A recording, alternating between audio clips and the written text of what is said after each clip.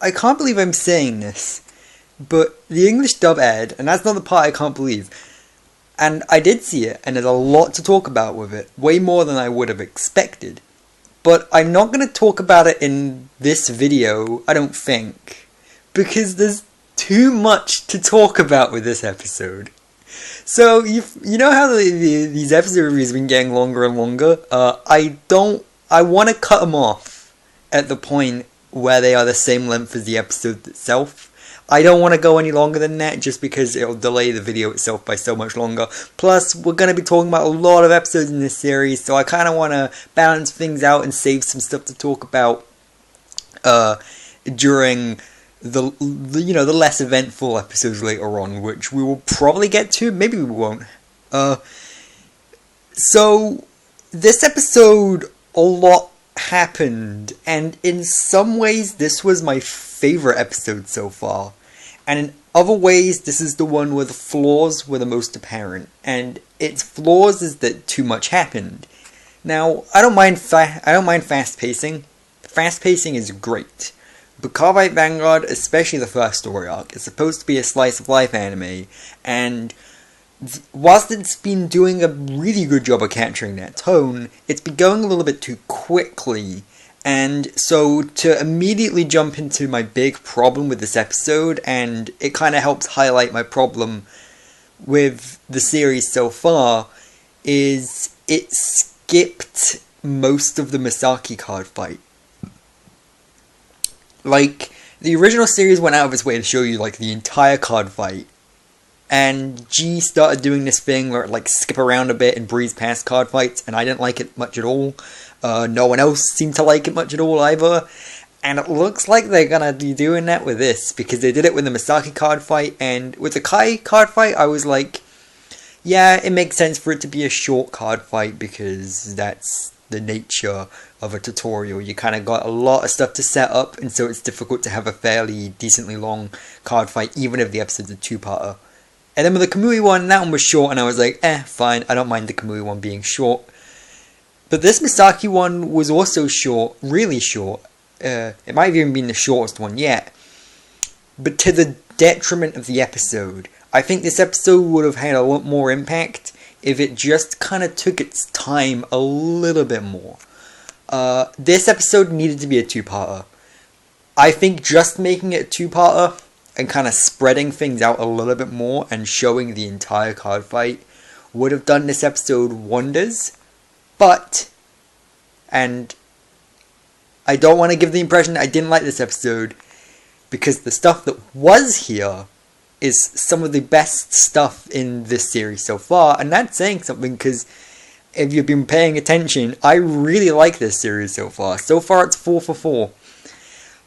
I really like this episode. This was a really, really good episode, and whilst it may have made the flaws of the series more apparent, it's also been building upon the upsides of the series way more too. There's just so much attention to detail, so much focus on building a really good tone and environment. There's definitely, and I know what they're doing with the breezing through it really quickly thing. They're doing that to kind of, again, they know that the people's biggest problem with the first story arc was that it went a bit too slow, so they're just kind of breezing past it. But I thought it didn't feel like it was getting too slow until a little bit later on. I didn't mind the beginning few episodes being slow, because they were taking that time to introduce each of the main characters. It wasn't until we got to like the tournaments and stuff that I was like, okay guys, you can speed it up here a little bit. So I kind of wish they would have slowed down here, but I can see why they're going fast. They're really trying to get new viewers like in as fast as possible. They're trying to make them they're trying to make them invested quickly, so that hopefully later when they start to slow down the pace again, it feels fine, you know. And hopefully they do. Hopefully they do in a few episodes time, in a couple episodes time or so, start to slow things down a little bit and give us a little bit of time to breathe. Because I'd imagine as a newcomer, I mean, luckily, so far, been watching this as it airs, so been watching one episode a week. But I'd imagine for a newcomer who's only just getting into the franchise, binge watching these first 4 episodes back to back might be a little bit too much for them to take at one go. Especially if they don't know anything about CardFight Vanguard as a card game. Don't get me wrong, they've been doing a really good job of kind of helping teaching the mechanics. This episode taught us a little bit more in terms of the rule set and everything. So it's not even necessarily that, it's just a case of it being a bit too much. We've had 3 card fights in the space of 4 episodes, and they've all been great, but we've also kind of had to fit character introductions and plot and everything alongside that. And I feel like not necessarily the character introductions, but some of the plot feels a little bit rushed, because of course this episode was about Misaki and her getting over the death of her parents. And I know that isn't done yet. The original series took quite a few episodes to kind of get through that. This episode was just kind of introducing that. We kind of got a small little flashback showing, hey, Misaki's parents are dead. And so I'd imagine later on we're going to be going a little bit more into detail with that. But Misaki still gets quite a bit of a character arc in this episode, and it feels a little rushed, because this episode begins with her at school, looking all depressed and everything, and a bunch of her classmates are like, oh, she's always off on her own, I wonder if she's some kind of gang leader or whatever, just because, high schoolers always go to the most extreme example of that kind of thing. And then this episode ends with the same classmate going, hey, you look a lot better now, you're smiling and stuff, and it's like, wow, that was quick. And yeah, Misaki was very quick to change her mind. And again, I don't think necessarily it was bad. I could totally buy the fact that having one card fight with Aichi and maybe a card fight with Kamui, and realizing that she's confronted her fear of card fighting would be enough to kind of have a substantial change to her character. But I do think that if this was a 2-parter and took place over the span of 2 episodes instead of 1, that change and shift would have felt a little bit more natural. So that's my biggest complaint. But this was still a fantastic episode, and I don't want that to, seriously, I loved this episode. I was smiling throughout a very large portion of it. Quite a few parts made me laugh. I'm already really invested, but I'm really enjoying this. This episode was quite a bit different to the original. Again, we've split off fairly far now. Again, the bare bones kind of meat of the episode of, Aichi challenges Misaki, and they have to flashback to the parents. That stuff was more or less the same, but everything else about how it was shown was different. Again, we got the scenes of Misaki in the school, which were cool. It kind of helped things a little bit, even if they did feel a little bit forced and out of nowhere. But yeah, so the episode more or less begins with some kind of stranger coming into the card shop and challenging Aichi to a card fight. And Aichi refuses because he's nervous, and he's like, I've never fought against a stranger before. Except he kind of has, because he fought against Kamui, but whatever. And he feels nervous going against someone that he doesn't know. And it turns out he was right to refuse the card fight, because Kamui starts to go against him, and the guy just nicks his card. But that's when Misaki comes in and starts yelling at the dude, and going, that's not your card, dude, give it back to Kamui.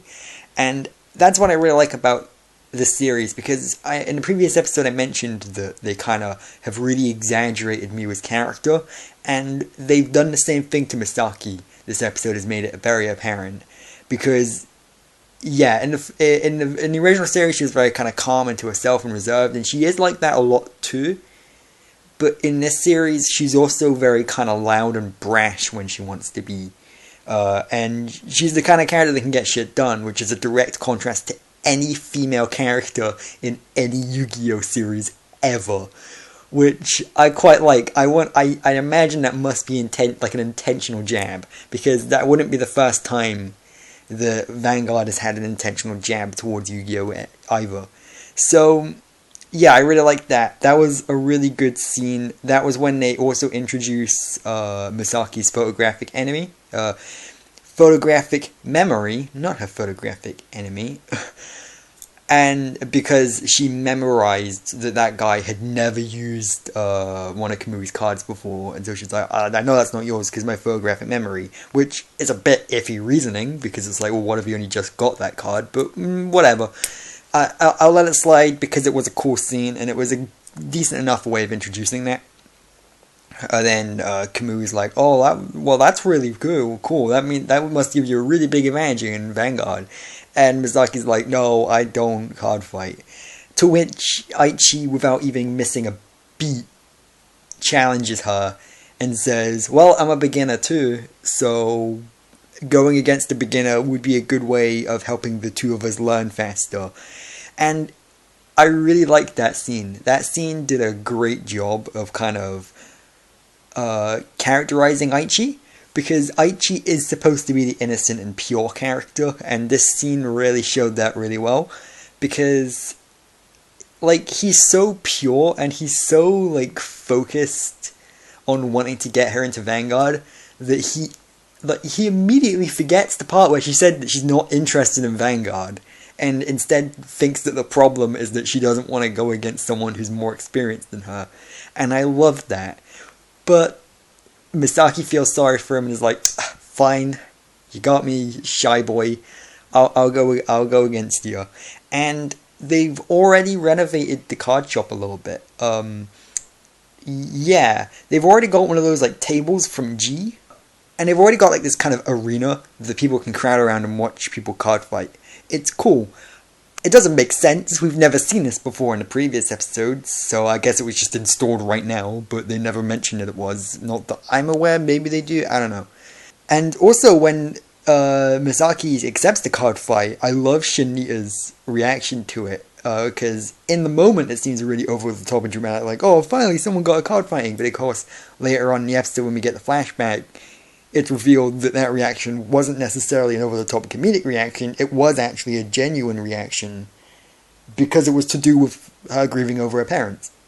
And so for Shinita, it must have been really good to see her progress like that. But yeah, so we get the card fight, and I was disappointed when we almost immediately skipped past the first few turns. Like, right as the card fight begins, we start with a bunch of damage points and stuff, and it's like, okay, fine. They go out of their way to stress that this is the first time Misaki's card fighted, but then they immediately skip the first turn that she ever has. It was weird.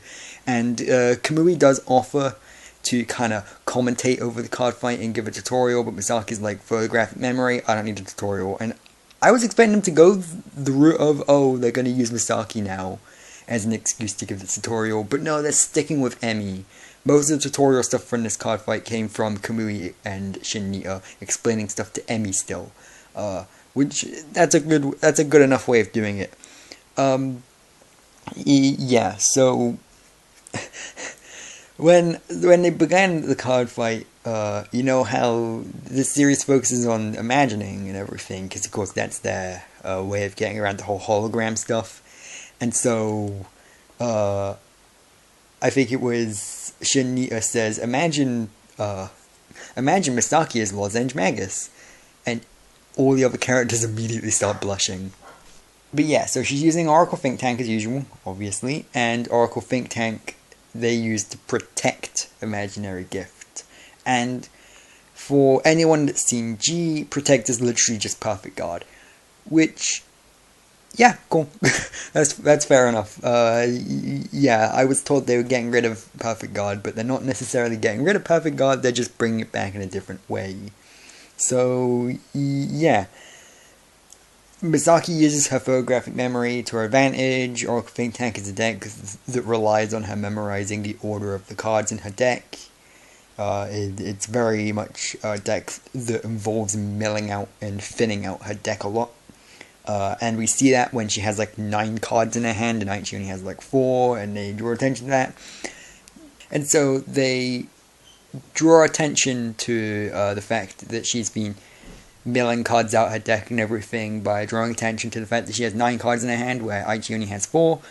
And yeah, the card fight was good. My favorite thing about it was the sense of community that's built up. We've already, we're really, really early on, and we've already got quite a few characters visiting the card shop on a regular basis. We've already been bringing back all of the major characters to watch every card fight. It's really, really good. The original series would kind of just introduce a character one by one and have Aichi card fight them, and then go away and then introduce another character. And it felt kind of very formulaic and repetitive. I think in the original, the reason Aichi fights Misaki in the first place is because he has literally no one else to go against, because no one else is in the card shop. So this is like a direct contrast where we have everyone. We have Kai, we have Miwa, we have Shinito, we have Kamui, we have Emi, we have everyone. We have a bunch of other nameless characters. And seeing them all crowded around the card fight and all giving their commentary and all talking about it and just watching intently, it really, really, really gave off the impression that card fighting is a hobby for them, which it is. And that's the point. The fact that they're interested enough to just watch other people card fight, outside of a tournament too. It wasn't even a tournament fight or anything, it was just a normal card fight. But people were watching because that's what they want to do. They love Vanguard. They want to see how Misaki card fights. And I really, really like that. That's probably my favorite thing about the episode. I just really like the sense of community that they're building up so far. And I really hope they continue to focus on that, because it's only been 4 episodes, and the game has already expanded massively. We went to the card shop only really having Morikawa and his couple friends in it, and that's it, to already drawing a fairly big crowd, just by all the characters getting everyone else into Vanguard, and getting other people interested. You know, Kai comes in and beats Morikawa, and so Aichi has to come in and get his Blaster Blade, and then Kamui comes in and is like, oh, I want to fight Kai. And Mira obviously comes in because of Kai, and Misaki gets into the fight card game, and Emi comes in because of Aichi, and just everyone's all coming together to this one area all the time. And it really does build that community, and I love it. I love it. It's so well done. It's definitely the thing that this remake has over the original. And so far, I will say 4 episodes in, this remake is better than the original, at least the original's first 4 episodes. But I do just hope they fix the pacing problem. So yeah, we got the flashback, and it was fairly sad. It was nowhere near as dark as the flashback in the manga, but I feel like it was a little bit darker than the flashback in the original. Yeah, we also got to see Shinito card fighting in the flashback, which was cool, because of course in G they explained that he's a really fucking good card fighter, and we've never really seen him card fight, so that was cool. He was nowhere near the level that he was in G, but he was really young in the flashback, so that makes sense. Them having the whole, the reason Misaki has a photographic memory is sheer force of will, because she just doesn't want to forget her parents. That was a little weird. That was very anime of it, which, I mean, it is an anime, but still. I like the manga's explanation more, where the manga's explanation was she couldn't forget whether she wanted to or not. Her parents' death was so tragic that she just can't forget it. It's just imprinted in her memory, and because of that, her memory is, too good. It's so good that it gave her trauma. I like that explanation more. It is very, very dark, but this explanation of, her memory is good because of sheer force of will, because she wants to remember her parents, was a good explanation, but I do like the explanation in the manga more. Card fight ended. Misaki has the change of heart and decides she wants to get into card fighting properly, and challenges Kamui. We don't see the Kamui versus Misaki fight, but we do see Kamui standing on a cardboard box to prop himself up so he can reach the table properly, which was in the original, but I completely forgot that it was in the original for a second, and so when I saw it, I burst out laughing really loudly. That was an amazing visual gag, and it was on screen for literally like less than 2 seconds. I loved it. And then the rest of the episode sent us setting up Morikawa some more. We see Morikawa for a bit, and we know that the next episode is the Morikawa card fight. Yes. So that was good too. We're already, again, very focused and very to the point. Next episode, Morikawa. This episode, Aichi lost, by the way, which was great. I love that Aichi lost, because I was like, I could understand him winning against Kamui. I don't want him to win against Misaki, even if it's only her first card fight. And I'm glad he lost. And even better, the episode made a point of this. It focuses on this, because of course Kamui says, oh, she won, you lost. Better luck next time. She only won because of her good luck or whatever, beginner's luck. But then Aichi just is like, no, don't say that. Don't undermine her victory like that. She won, fair and square. She beat me. Don't say it was just luck. And that is one of my favorite things Aichi's ever done. I loved that. That was great. Because, of course, whenever the protagonist loses in a card game anime, they always go like, oh, too bad. They just got lucky. Nothing you can do. Whereas whenever they win, it's like, oh, they won because they were amazing. And shut up, you're great. Like, you suck. Because you went against the protagonist, and the protagonist is the best thing ever, and they're the almighty messiah, and they won because they're perfect. Oh, but when the protagonist loses, oh, better luck next time. They just got lucky. And so I love that they focus so much on just, nope, Misaki won because she's better. And she proved she's better by winning. Doesn't matter if it was luck or not. She won. That's what matters. And I really like that. Aichi's still a beginner. He's still pretty good, considering how new he is to the game and everything. But he's defeatable. And he even acknowledged that he only beat Kai because Kai let him win. So the only legit win he's had so far is against Kamui.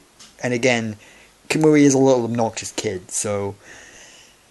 But yeah, no, that's the episode. Again, we talked way too long. We'll get to the dub later on. I know people are probably wanting to hear my opinions on the dub and everything, and there is a lot to talk about in that regard. But again, this episode's been dragging for quite a while anyway. So yeah, I'm gonna go now, and see you next week